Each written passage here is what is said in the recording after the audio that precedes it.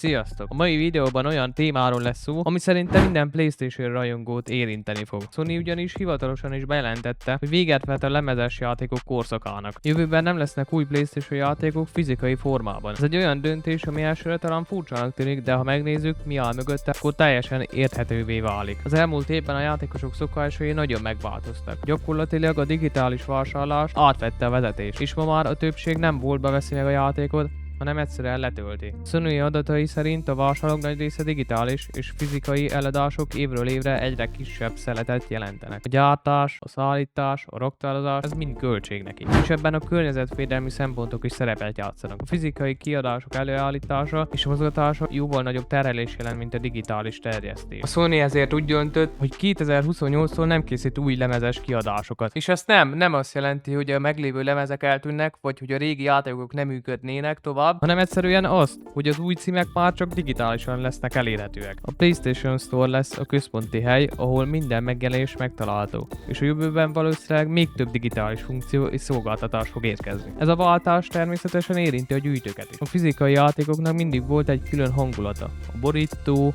a dock, a polcon sorakozó gyűjtemény. A Sony tisztában van ezzel, és bár a lemezek megszűnnek, dolgoznak olyan digitális megoldásokon, amelynek valamennyire pótolják a gyűjtői élményt. Nyilván nem ugyanaz, mint egy fizikai dock, de legalább nem tűnik el teljesen a gyűjtői vonal. A döntés mögött azonban nem csak a fizikai formátum hanyatlása áll, hanem egy nagyobb irányváltás is. A Sony a következő években sokkal erősebben fókuszál a technológia fejlesztésekre. A jövő PlayStation élménye már nem feltétlenül egyetlen eszközhöz kötődik. A felhő alapú játék, a mesterséges intelligencia, az AR eszközök és a hordozható technológia mind olyan területek, amelyekre a Sony komolyabb hangsúlyt akar helyezni. A cél egy olyan ökoszisztéma, ahol a játékot ott folytatod, ahol abba hagytad. Függetlenül attól, hogy éppen a konzolon, telefonon vagy egy AR szemüvegben játszol. És a fejlesztők számára ez a váltás rengeteg előnyt is jelenthet. A digitális kiadás sokkal rugalmasabb, és egyszerűbbé teszi a mindennapokat, nem kell lemezeket cserélgetni, nem kell telepítésidőkkel bajlódni, nem foglal helyet a polcokon akár. Persze vannak, akiknek hiányozni fog a fizikai élmény,